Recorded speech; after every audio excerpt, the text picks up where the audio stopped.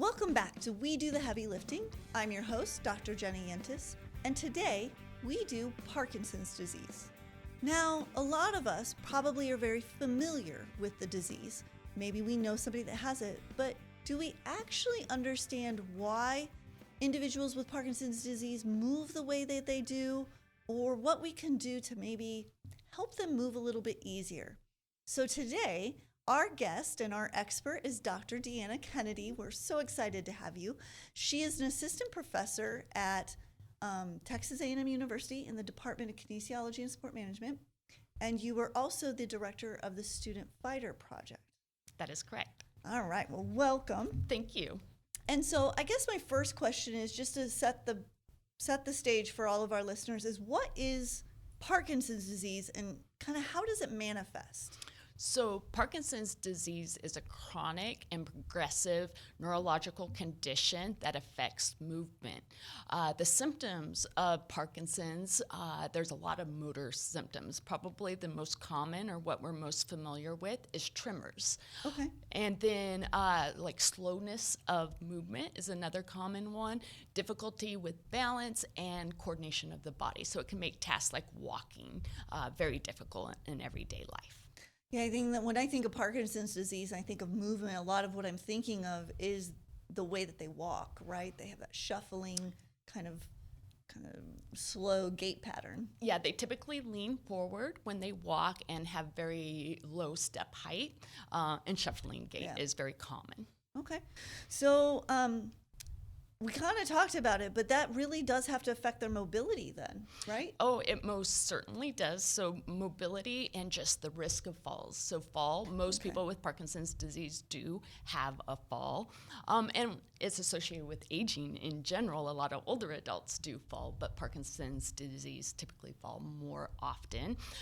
Tasks just standing on one foot can be very difficult and challenging. But in addition, things like buttoning your shirt involves a lot of coordination, which they can have difficulty with that. And just everyday activity, like if you have slow movement, problems balancing, it can make life challenging.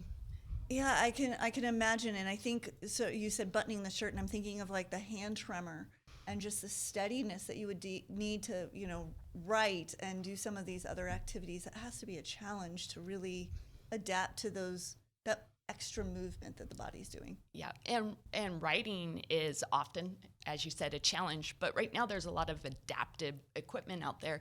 And I recently used a pen that was specifically designed to reduce tremor and stabilize the movement so a person with Parkinson's can write more clearly. That's pretty incredible. Technology is awesome. It is. So we talked about their limited mobility. They have falls, that sort of. So does exercise help?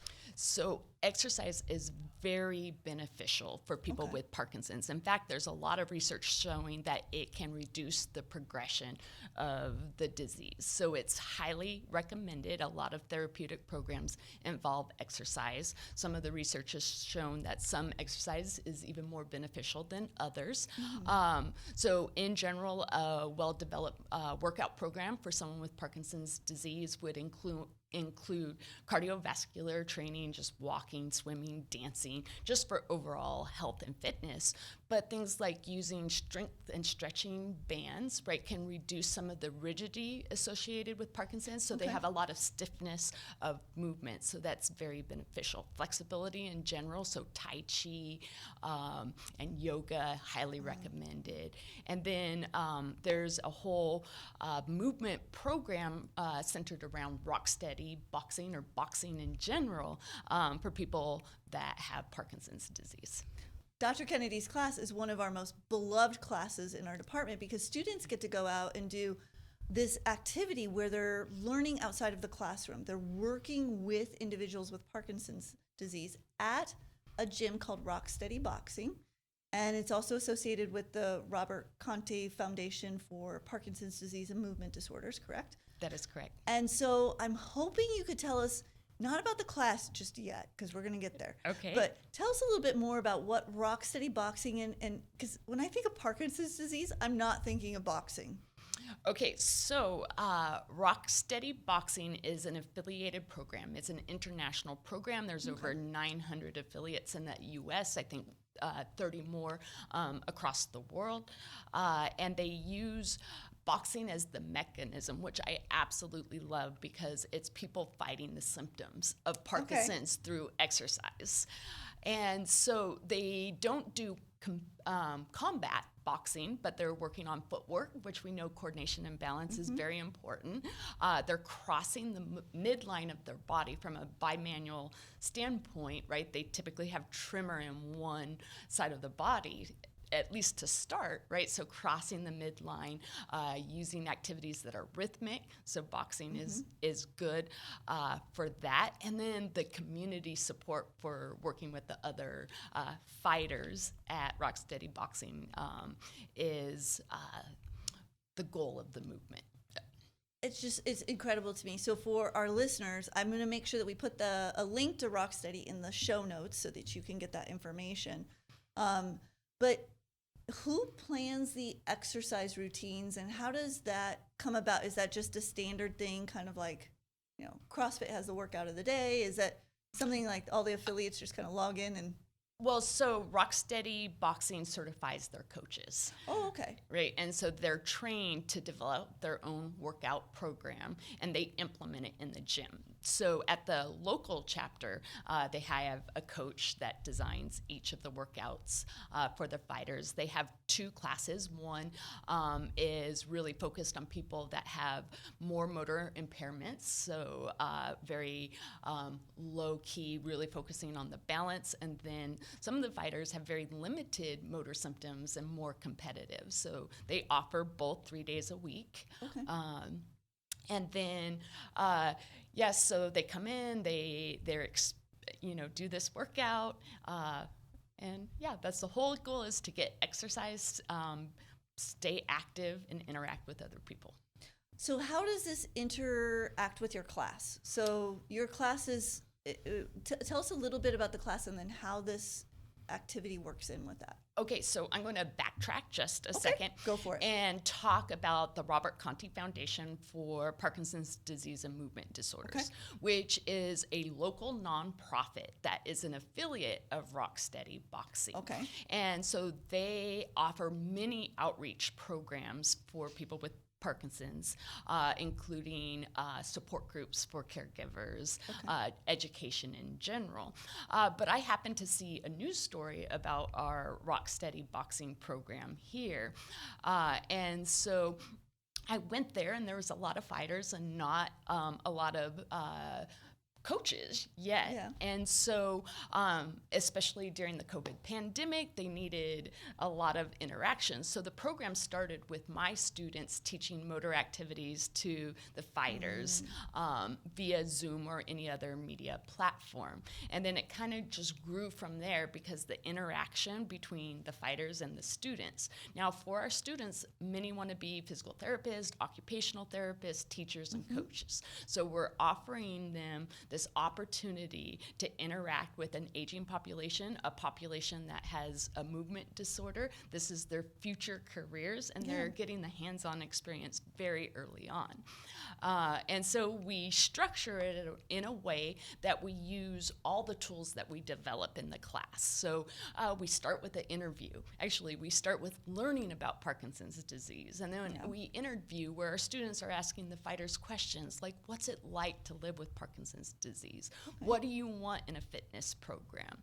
Right, and then we do standardized assessments such as Berg Balance Scale, right? So they learn how to analyze movement, and then we work with Rocksteady Boxing coaches, the Conti Foundation, me, some of my teaching assistants to develop motor programs for the fighters, and my students implement what they develop over the course of the semester, and then we reassess the motor skills.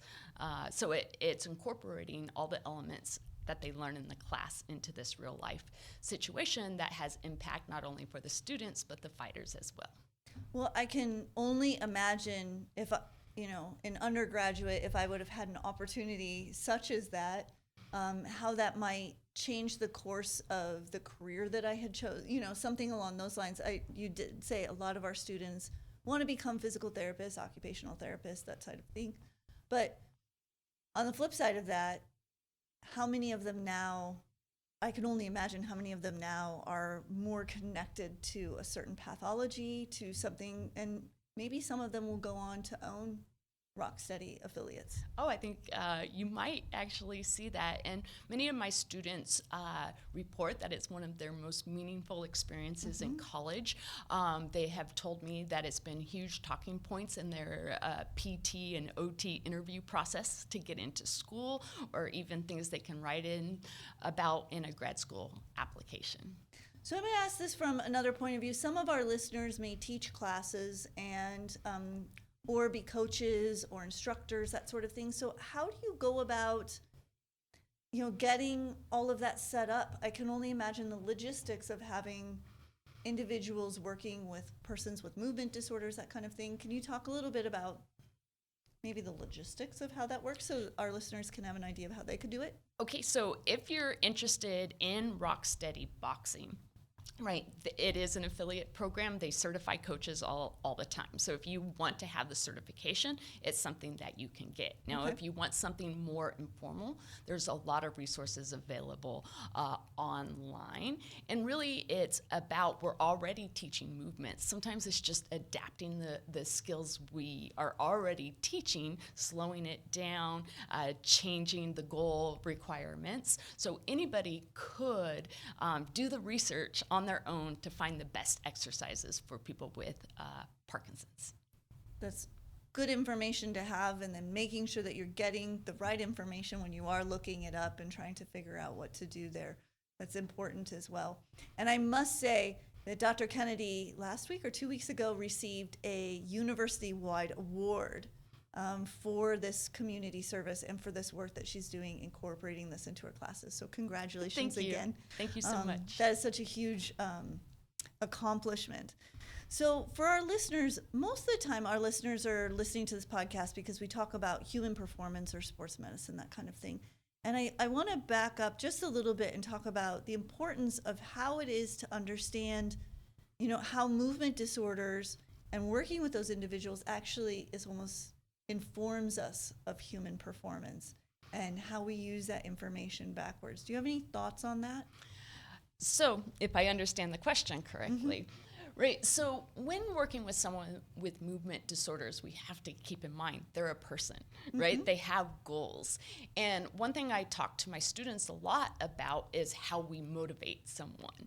And for most of my students, we are the athletes, right? Physical activity comes easy to us. So understanding how it is for someone that it's not so easy. And a lot of times we motivate by, you got this is so easy, you can do it. For someone with a movement disorder, it's not so easy. So we have to first recognize the challenges that our patients, our students, whoever our audience is, and the challenges they face.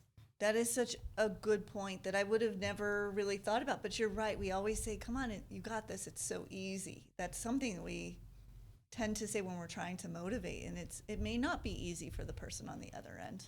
And then on the same or the flip side of the coin, a lot of times we don't challenge so we overcompensate, and then we design tools or activities that don't get them to challenge their balance, stability, or flexibility, right? So we have to work towards that goal. So it's balancing and knowing your audience, which develops over time.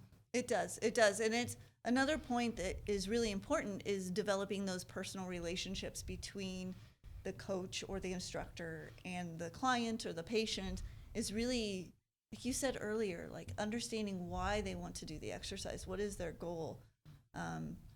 Is it that maybe they don't have a lot of limitations yet and they just want to be able to get up and down off the ground so that they can play with a grandchild? Or maybe it's just to be able to walk to their mailbox. You don't know. Yeah, we need movement to live active, healthy, independent lives. Yeah. So the longer we can move, the better we are from an aging standpoint. Well, I have to thank you for all the work that you're doing. It is amazing service, not only, teaching this, but then doing the extra work to bring your students out and having them have that experience. So I'm sure that I speak for all of our listeners in thanking you for all that work that you've been doing, because it's exceptional. So. Well, thank you very much, and thank you for having me here today. No problem. We always ask our guests if they have something that they'd like to leave the audience with, any last tidbits or points of advice. So is there anything you'd love to share? So today we focused a lot about exercise, and we know exercise can slow down the progression of Parkinson's, but we know it for aging as well. So the overall message is stay active. Yeah, very good point, staying active. Well, thank you, Dr. Kennedy, for being here today. And to our listeners, thank you so much for listening again to another episode of We Do the Heavy Lifting. Of course, we're always looking for comments and feedback. We're looking for topics that you're interested in. And feel free to email us at huffines@tamu.edu. We look forward to hearing from you. Thanks again, and we'll see you next time.